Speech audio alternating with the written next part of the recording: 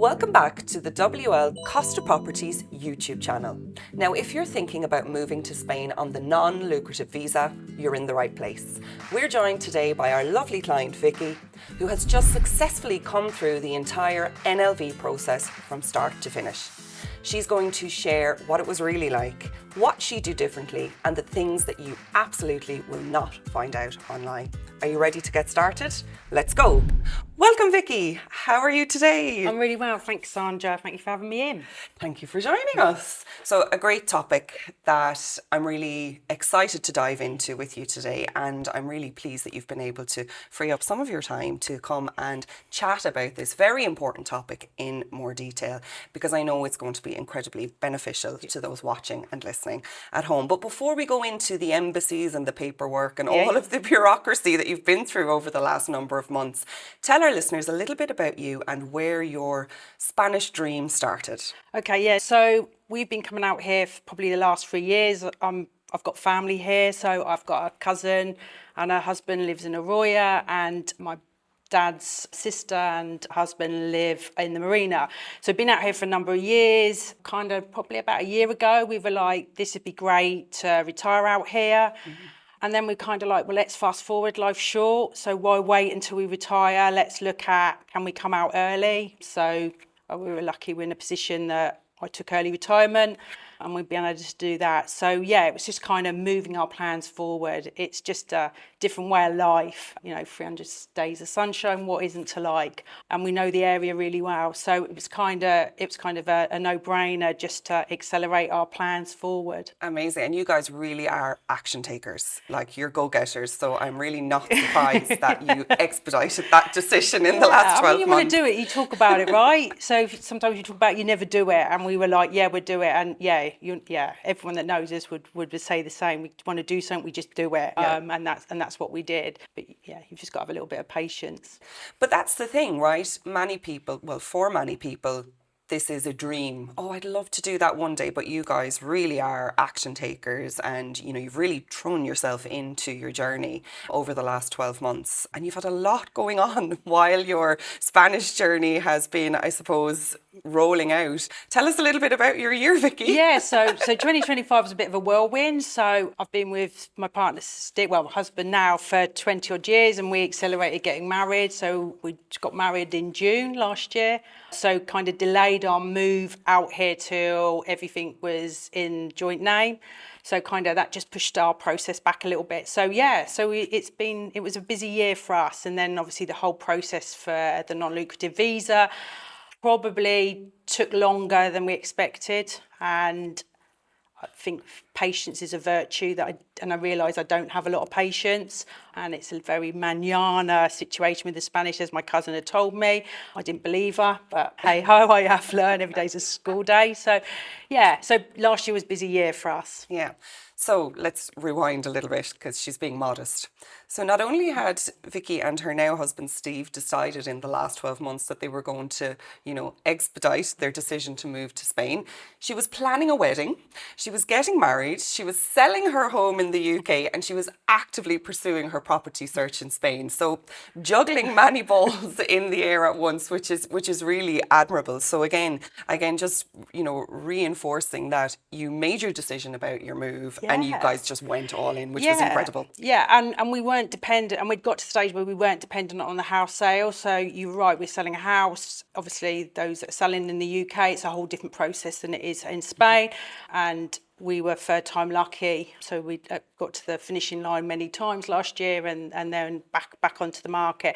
But we'd made that decision that we weren't going to wait for the house to sell. We could come out here and do what we wanted to do, and I think that probably took some pressure off us. Sure. And was a right decision. But obviously, by the time we got our visa, we were all sold up by the end of 2025. What a year it's been. So yeah, it has been. Yeah. So we were introduced nearly a year ago now by a mutual friend, a family member of yours, a very good friend of mine. And we always love to, have referrals because they have an understanding of who we are and how we work.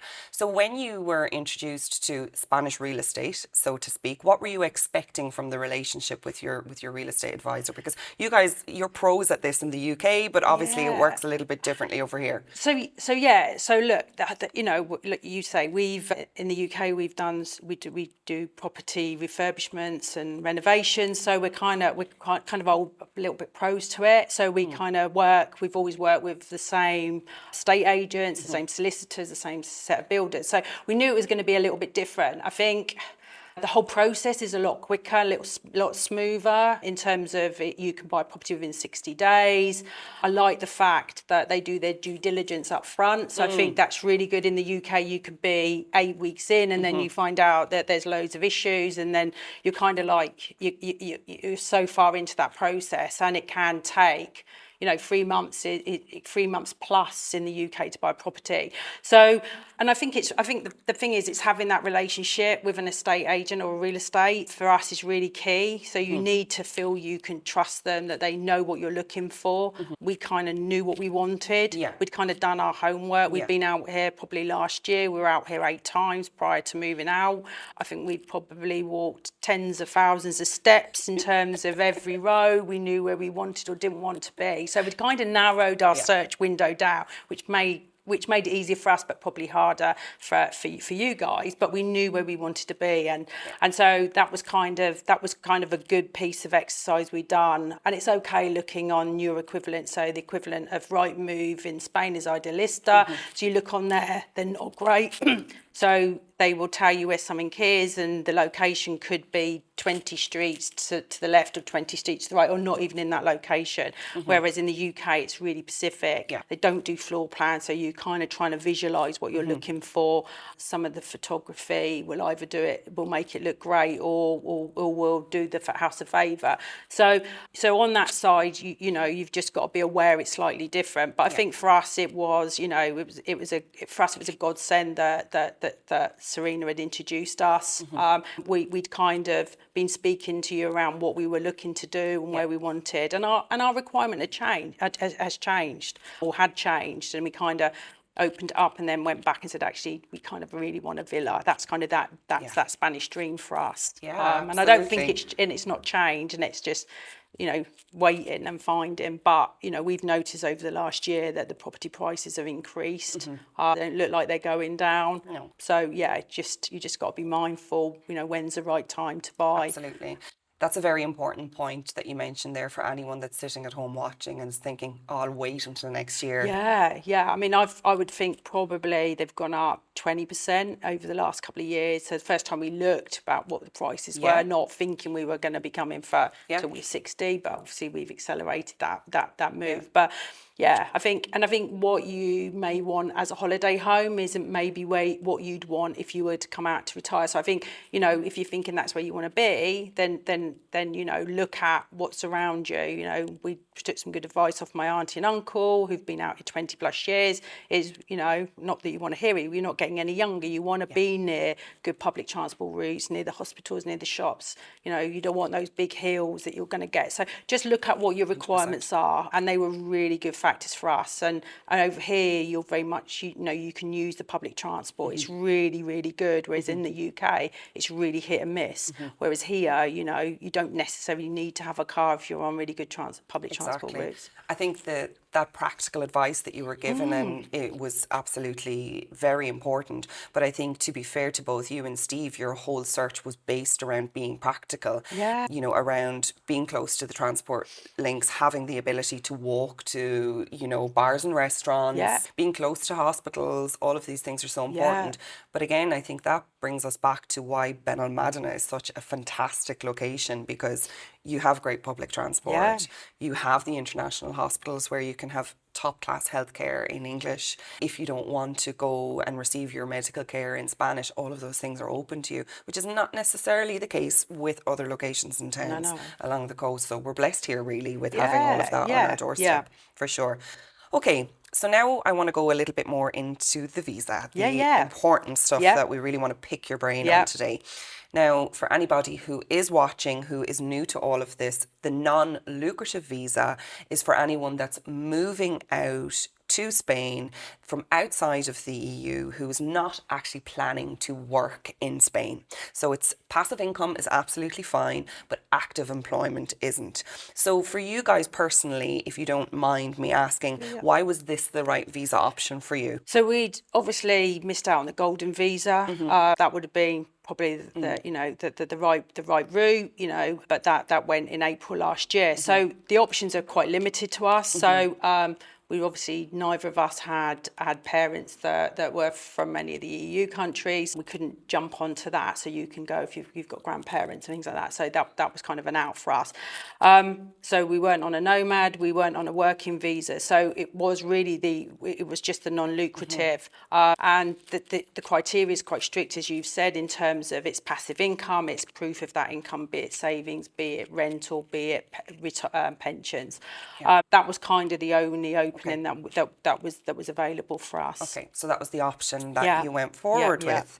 Okay, so let's talk about the actual visa process itself. So, the last time we spoke in the office, you guys were going back to the UK to prepare to surrender your passports. Yeah. So where do you think it's a good place to start with talking through the NLV process? Do you want to go right back to the beginning? So look, I'm happy to talk it through. The floor is yours. Yeah. So obviously for us, we chose the route of employing a Spanish lawyer to help us with our paperwork. And we just thought that actually going that route rather than going to a lawyer in the UK was that if we needed anything in Spanish, they could help us. And we'd obviously been introduced to Rafa and his law practice here. So it kind of linked in well with that. And we'd kind of spoken to them about what was involved. So we used a Spanish lawyer here. There are other routes to do it, but they helped us prepare all our paperwork. So there's quite a strict criteria in terms of what you want to do. The Spanish consulate website will show you what you need to do. A lot of the paperwork is in Spanish, which was we don't speak Spanish, so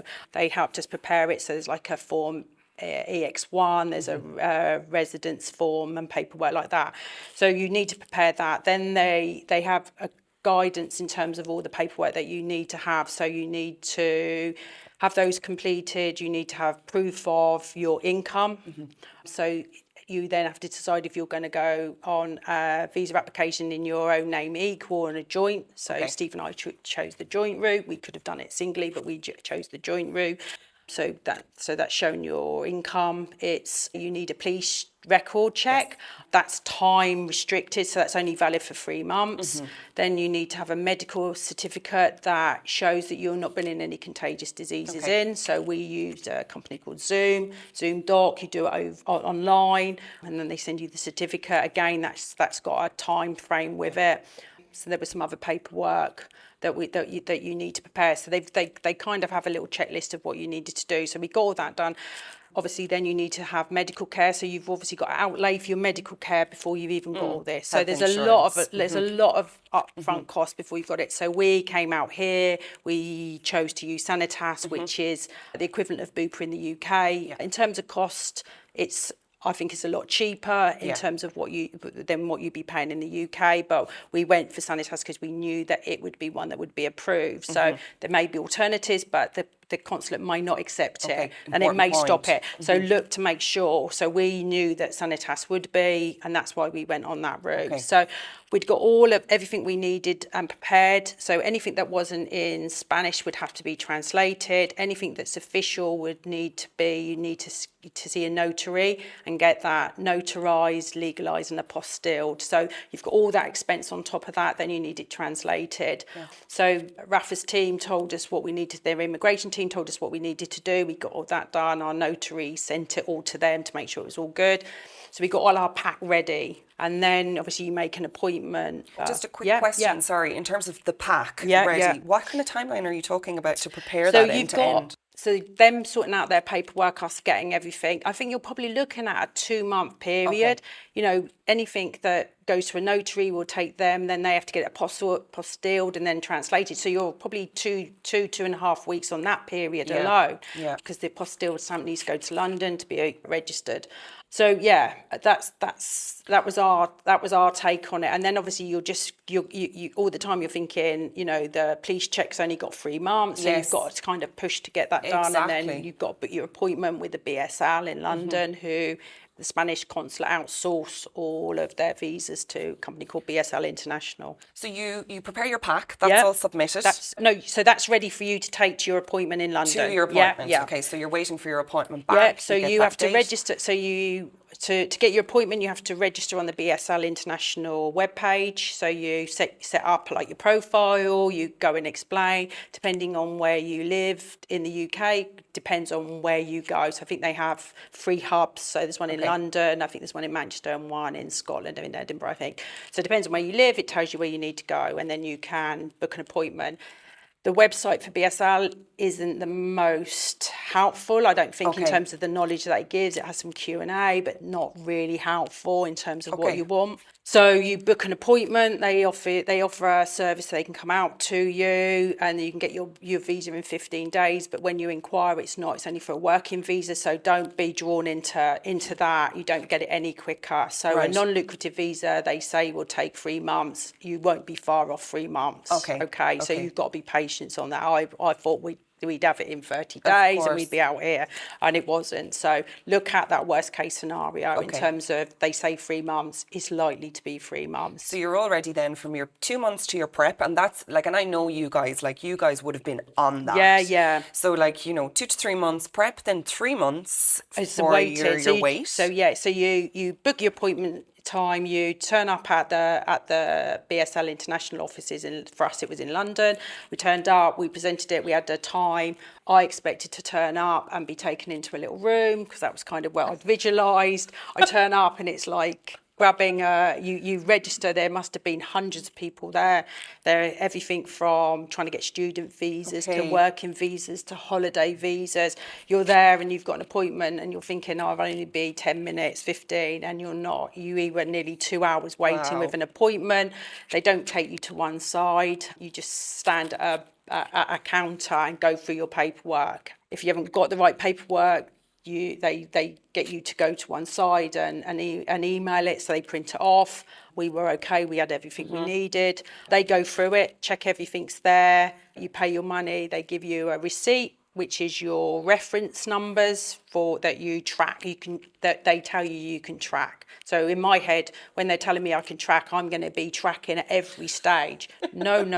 Please don't think for one moment that works. So you register, so you go in, they take your paperwork, you pay your money.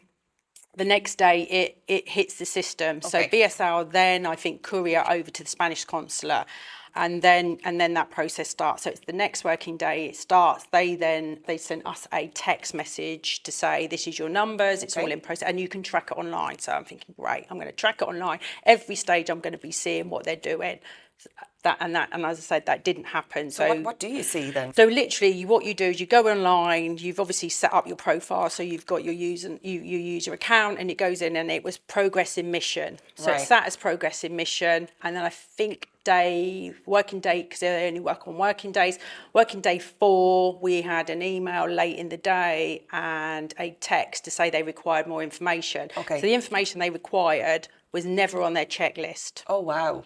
Okay. So they don't say, and it's quite prescriptive in terms of what they wanted. So they'd asked then for copies of our P45s. So for me, I didn't have my P45. It wasn't a requirement to have my P45. So I was already in my notice period. So I had to hand two months notice in. Yeah. So, they're already asking you to commit to handing your notice in, which we did. But there's no guarantee you're going to get your visa at the end of this. So you're already, financially thousands of pounds in. Yeah. And, Steve had his P45, so we'd already had that done. So we were like to our lawyers, which was great that we'd used the lawyers, because you only then get 10 working days to respond. To their inquiry, and they email you, text you, and write to you. So there's no way in the world you can say we didn't receive it, we didn't know we needed to do. And if you don't respond within the 10 working days, they then take it that you no longer want to progress with your application. So we were like, what do we do? And the lawyers were brilliant. And they sort of said, right, okay, we'll write a letter in Spanish for you. We're right and say that it wasn't a requirement, but for you, Vicky, you've already got your notice in, it's been accepted, and the P45 will be issued at the end of it. So okay, so we took that. So rather than send it, we back up, we go to the embassy, because I was really, you know, to BSL, and I was like, I just want to make sure we hand it in physically, and that was just handing in the paperwork, and that's it. And then it changed during that they were waiting for paperwork, and then the status went to back to progress in mission. Okay. And then the thing for me was, once I had my P45, was, do you want my P45? So I phone up the embassy, because you can't, the BSL International, because they don't give you anyone, you don't have like a dedicated person that you can speak to. Yeah. So you phone them up and say, you know, I've got my P45, do I need it? Well, if they want it, they're asked for it. I said, but you asked for it and I didn't have it, so I've put in a letter, but do you want it? Well, if they want it, they'll ask for it. And then someone else, then you ring back up and someone else gives you a different answer. Well, if they've asked for it, they want it. So I didn't know what to do, and I was waiting, thinking, well, is this going to delay the whole process? So in the end, I did take it up, and I don't think they needed it. But there was no one you could speak to, because you can't get to speak to Spanish embassy. And they're like, well, if you want to speak to them, ring them. You ring them, every number. You just don't get to speak to them. So that's tough, like, as it you're is going really, through that really 3 tough, months. because you're wanting to know is, Of course. if you want the paperwork, I'll get on the train tomorrow and Yes. I'll take it up to you. It's not an issue for us. So they didn't. And in the end, I was kind of like, I think they need it. So I took it up, but I don't think they did. But it was one of those, you just couldn't speak to someone. So the whole process, it literally sat as progress in mission.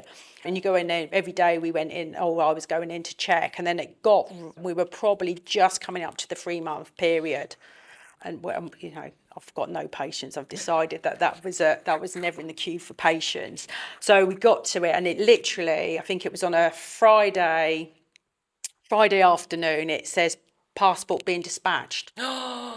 So I'm like, well, what does that mean? Have we got it? Have we not? So you go online and it says, well, visas will be issued and you come and collect them. So I'm like, well, you're sending me my passport. Does that mean I've got my passport or I've not got my passport? And going back to the passport bit is, sorry, and I've not said it was, when you go, they take your passport. So I didn't realise that they take your passport as part of the process, but they don't explain why they take your passport. So we're like, well, you know, our plan was to come out here and holiday and make the most of our short-term holiday, a short-term rental. But they take your passport, and we're like, well, can I have my passport back? Well, if you have your passport back, you start the whole process again. Okay. What they don't tell you is, if you are successful, your visa gets attached to your passport. So it sits in your passport, but they don't tell you that. It doesn't tell you online they don't tell you anything. So going back, so we're nearly at the end of the 3-month process. I think it was probably 4 days off the end of the 3-month process. We get this late on a Friday. So I'm like, okay, is it going to come on Saturday? No, it's only working day. So Monday we're waiting. Go back online, does it tell us if we were successful? No, it just says passport being dispatched. So go and imagine do the anticipation. Yeah, so you do a Google search, because obviously everyone loves a Google search. What does that mean? And someone said, have I got it? And they're like, not necessarily. You won't know you've got it until you open your passport and the visa's in the passport. So, of course, it's like the longest weekend of our lives. It can't be like, you know, we must got it. We must have got it. I can't think that we haven't got it, but you don't know until you've got it. And then, obviously, the courier delivers it late on the Monday, and we're like, I don't want to open it. And they send, obviously, a lot of your paperwork will come back to you, which is great. So you can reuse it. So copies of so we obviously took out our wedding certificates, because obviously there was a change in the name for me on some of my paperwork that that had been in my previous name. So that all came back with the passports, and of course we're like, oh, guys, where is it? And there was it. So both of us were successful in getting it. But the whole process for me for BSL was, it could have been a lot more user friendly. Okay, so what a process, like what a journey. Yeah. And thank you for sharing all of that, because I think there's a lot there to really mull over. But if we're to just really dissect the process even further, you know, what would you say was the biggest challenge now when you're reflecting back over that 3-month process with the embassy and the submission of the visas? What really stood out to you as being, oh, this is really difficult? I don't think it was necessarily difficult. I think the preparation and using either a Spanish lawyer or a company that can help you has its value. And for us, the value was when they asked for extra paperwork and we didn't necessarily, or I didn't necessarily have it, and I needed to get them to help me get around it. You know, I knew there was a lot of work to be done in the paperwork. That didn't faze me. I think I was expecting I was expecting to get my visa a lot quicker. I thought, how could it take 3 months to be? You know, I'm not alone, I guess, but it was having that patience. And I think if I'd to look back, I'd be just relax, wait, expect it to be the 3 months. If it comes sooner, that's great. Whereas I was thinking, oh, we could get it in 30 days and I could be out here. And I think I probably put a lot of pressure on myself, in fact, and thinking that's what I wanted. I was ready to come, I wanted to go. And I guess knowing that I just don't have any patience was hard. And you're just not in control of it. No. And that's the problem. And I think not having that information on there, I think if BSL had sort of had like little tick boxes in terms of where they were and you could at least see where it was in that process, would have probably helped. But you're kind of, I've got process in mission, they've asked for something, I've submitted it, literally 5 days after you've asked for it. I think within 7 days we were back with all the paperwork. Then it was like, it's just nothing. It sits there and you don't know where you are and you can't talk to anybody. And the information you're getting you talk to one person, they tell you one thing and someone else tells you something else. That's not great. I think, maybe having someone that deals with your case would be good. Yeah. But maybe they're just my expectations, right? And my expectations were probably higher. And I think it's just knowing that, and the web page and their questions and answers weren't that useful. But I think, helping someone now would be easy, and we've got to go through this process for a renewal in September, right? So that's for the next 2 years. And I'm hoping it'll be a lot smoother and a lot less. But again, until we go through that, we won't know. But there's a lot involved. But if that's what you want to do, then you've got to do it. And I understand why they need it all. I understand that they want you to be able to come out here and be financially secure, that you're not a burden on Spain. I get all that. It just, I guess you're just in limbo and not knowing. I think that was the hardest for me. So you really need to surrender to the process. You do, and I've learned that, right? And Yeah. I've learned that, and that was something I probably wasn't expecting to have to do. I thought, at least I'd be a little bit more aware of what was going on. So surrender to the process. What I'm also hearing is use an expert to help you. Yeah, and it is a lot of experience. Don't get me wrong. We were thousands of pounds up front before we'd even got here. And you're thinking, I've spent all this money and we've made all this commitment, and there could be a no at the end of it, right? And and then you're thinking, I've got a year's medical cover. We took a short-term rental out so that we had an address, and that was, we wanted to prove that we were ready to come here. And again, our lawyers looked over the contract to make sure it would be fine for us in terms of our residency. So, we did a lot of work. And you don't necessarily have to do that, but you need to have an address. And then that work doesn't stop once you're here. No. So, once you've got your visa, you come out here and you need to get a Padrón and your TIE. And again, our lawyers have helped us do that. And we're lucky we've got Spanish interpreters that can help us with those appointments. So once you've got your visa, it doesn't stop there. It's a commitment. It's a life commitment. And that's the right thing to have to do. Yeah. So I guess for anybody watching at home, what's really standing out to me is the prep, right? Circa 2 to 3 months. 3 months for your process. So anybody that is kind of saying, I want to be out there in 6 months, you probably need to go back and really reevaluate your timelines because that's just not realistic. Yeah, or you've got to be really organised to be able to go. To make that happen. And that means having all of your paperwork ready, being prepared to invest in support. And making sure that financially you're ready for that upfront cost. Right? I think we don't probably talk about that enough. 6 to 12 months, I want to be out there 6 to 12 months. But the first thing that you really need to assess is your eligibility to be there, and are you able to take the required steps to be eligible to be there? There's a lot of financial costs up front, like you say. There's no and as I said, there's no guarantee. There are other ways of doing it. Don't get me wrong. You could do the paperwork yourself.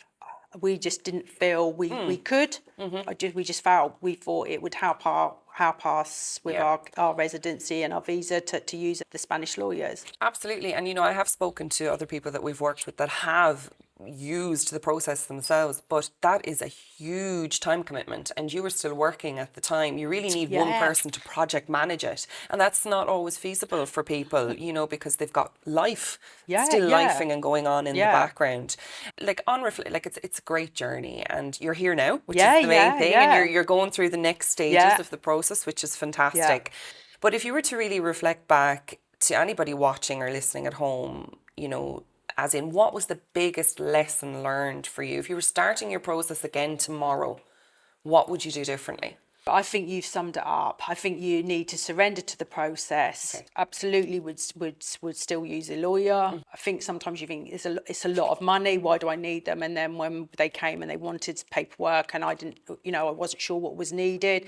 You know, they do that. They have their immigration team do that day in, day out. You know, we're just doing it the first time. I don't know anyone else that I could have asked for advice to. You know, I can go on to Google and ask, but I'm not sure how accurate that advice we're going to get. So, you know, that for us felt right to do. That was what we wanted to do. Yeah. I think you've just got to let the process. I think there's a little bit of manana there. You know, and that's how they work. And just be ready for it. I think it's quite overwhelming.